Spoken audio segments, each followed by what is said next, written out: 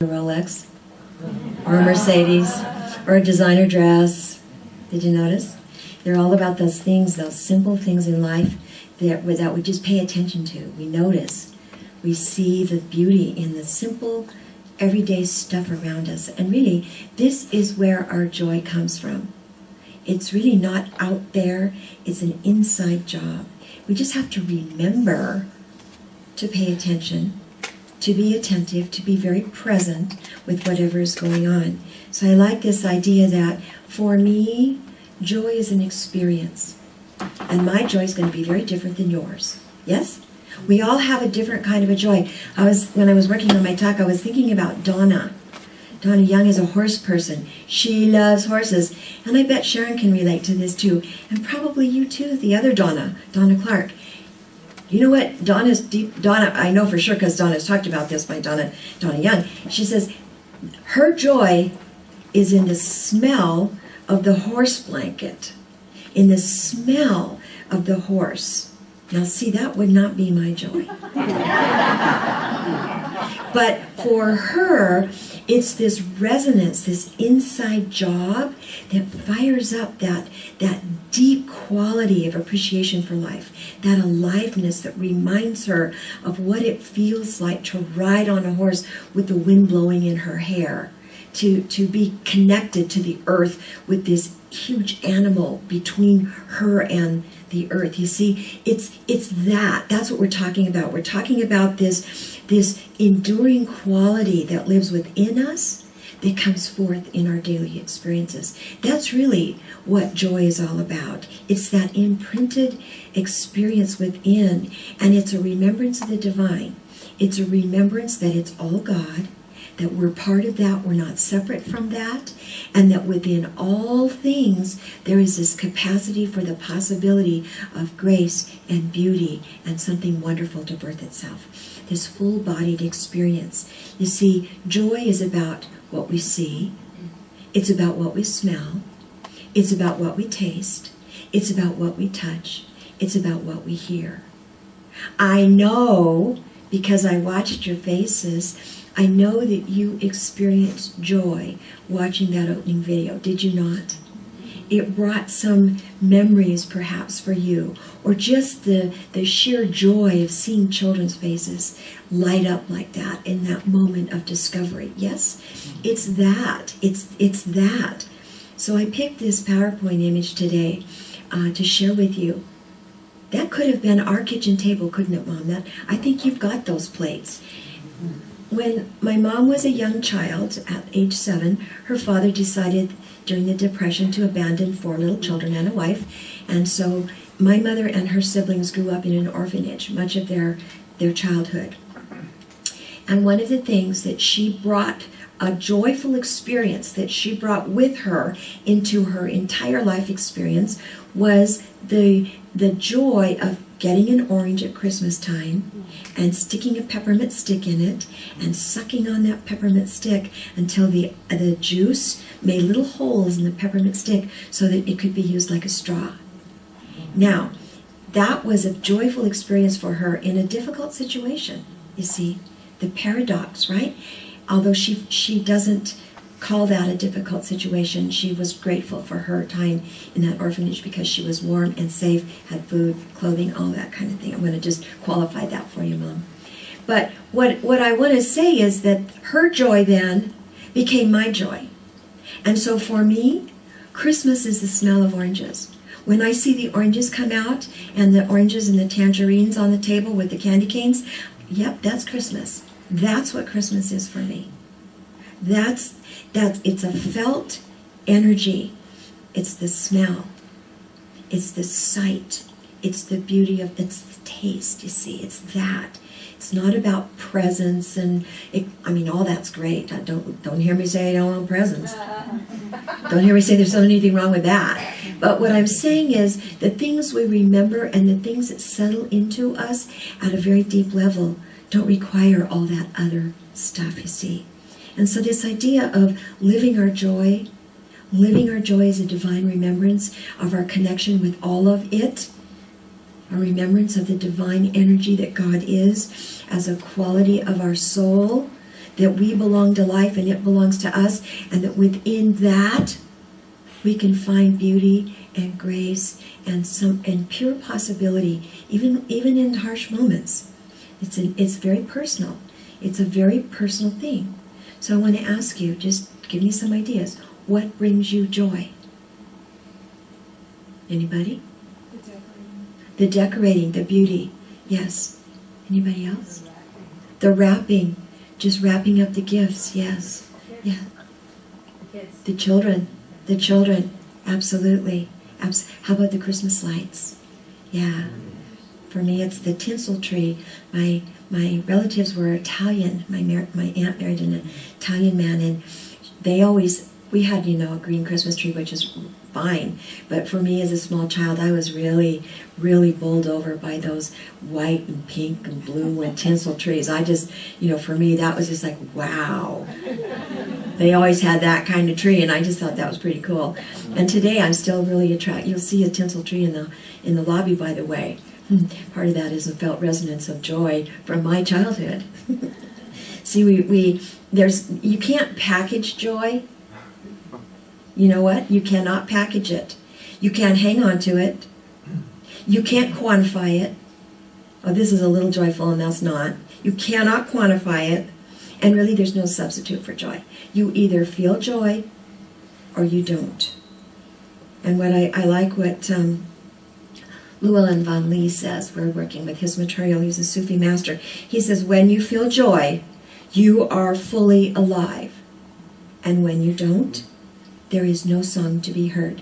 Have you noticed? When you're feeling joy, you feel the aliveness of life. All of your senses are awake. You feel the brimming possibilities of the moment. And when you're not feeling joy, it feels very flat, doesn't it? Very dull, very dark, this energy. So this idea that joy is a quality of the soul, and you know why? Because we are not created to just endure our life experience. No. We are created to enjoy this human walk in the world, not just to get through it. We are created not just to survive it, but to thrive and to love it and to be present with it and to see the life and the beauty and the energy within that. To be that fully human being, that lively saint within our experience, and bring forth that joyfulness in all of it. And you know what? This is what I know. Joy doesn't get embarrassed. Joy doesn't get embarrassed when it sees Santa with a blue beard. Joy doesn't get embarrassed when it sees the reindeer with the baubles hanging on its thing. We're standing next to a menorah. Joy does not get embarrassed. Joy does not explain itself. Joy doesn't have to do any of those things. Joy is not judgmental. Joy just is. And our own joy is there for us. See, a lot of people think that they got to go through life solving the problems and making life work. That's not true. That's not true. That's been part of my journey. I got to solve this. I got to fix this. I got to fix this problem. I see Debbie smiling. I got to solve this problem. Those of us who are fixers, enablers, we call ourselves. Yes? We think we got to fix everything, and sometimes when we're in that frame of mind, we overlook the joy. We overlook the moment because we're not present with what is. We're trying to get someplace else in the meantime. We're trying to get, make that happen, and we're forgetting that, oh, wait a minute, this is where I am right now. This is where the joy can be if I open myself to it and remember. Llewellyn Van Lee says, the world's not a problem to solve. It's a magical, dynamic, changing dance. And we're all part of it. We're all part of this energy of the divine that's always changing, always moving. So how do we rekindle joy? Because if you look at the news, if you look at your own family, if you look at your relationships, maybe you look at your bank account, maybe you look at your health, whatever you're looking at, you may find that it's harsh, that there are some chaotic aspects to whatever's going on in your world, that is complex. There might even be some mean or some sorrowful aspects of whatever's going on in your world. So the idea is that when we wake up to this joy in the moment, in the presence of whatever is going on, and say yes, yes to that thing, whatever it is, and participate fully in that, then that's the place where the joy gets birthed. That helps us move beyond anybody experiencing. I know some folks during this time of year experience sort of a down cycle with the shorter days and the dark, all of that stuff, where life feels very dull, mundane, gray, flat, where it's really hard to find that joy, where there's sort of that dead feeling. And it's really painful if you're right in the middle of the holidays where everybody else is dancing around having a good time, and that's not your reality. That's not what you're feeling. It's a very difficult journey to be there. But when you can say yes to life in all of its contradictions, the stuff that doesn't feel good, the stuff that is harsh in the world, and there's a lot of harshness, and then open to the beauty and the grace of whatever is there to show you, because it's all in there. Part of it's laughing at yourself. Last night, Yolanda had a wonderful play. It was wonderful. She had a reading, first reading of a play that she wrote about her family experience at Christmas time. It was a wonderful story, Yolanda. But I had to laugh. Sometimes we find joy in the strangest things. I had to laugh at myself because you probably wouldn't recognize this at this point, but sometimes we feel pretty important. We're, oh yes, I'm Reverend Judy, that's who I am. Well, I looked at the program, and what's funny was yesterday Glenn and I started our day at 9 in the morning, and we were here until about 9:30 last night. And so about 7 o'clock I looked at the program, and Yolanda had recognized everyone, and Reverend Judy DePrete.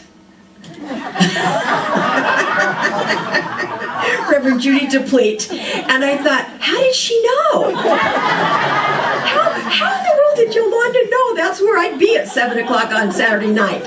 And I had to laugh at myself. See, that's part of joy, is stepping outside of your self-importance and stepping outside of your expectations of what, and I'm using this as an example because how many times do things not show up quite, wait a minute, that's a misspelling. Now, you know what? It was the truth. It was just downright truth. And I stood back and I laughed, and I shared it with my mom and with Jan Bates, and we all laughed because we all knew it was the truth. And that's part of how we find joy in our experiences. We take whatever shows up for us, and then we say, life is absurd. How can I laugh at this thing? How can I get in touch with the beauty of this experience, the grace of this experience? And instead of, going, well, see, the minute we go, well, and we judge it, the joy's gone. Do you understand how that works? And I'm not just talking about the program. I'm talking about life. The minute we stand back and go, the joy goes away. It's gone. You can't grab it and keep it because you've got to experience it in every moment. So here's your invitation. Make a list of all the things that bring you joy. For me, at Christmas time, it's the lights, it's the tinsel, it's the wrapping, it's the children. Much of what you've said, it's the decorating. It's all of that. It's all of that. So make a list of what brings you joy, and I'll bet you're not going to have a lot of stuff on your list.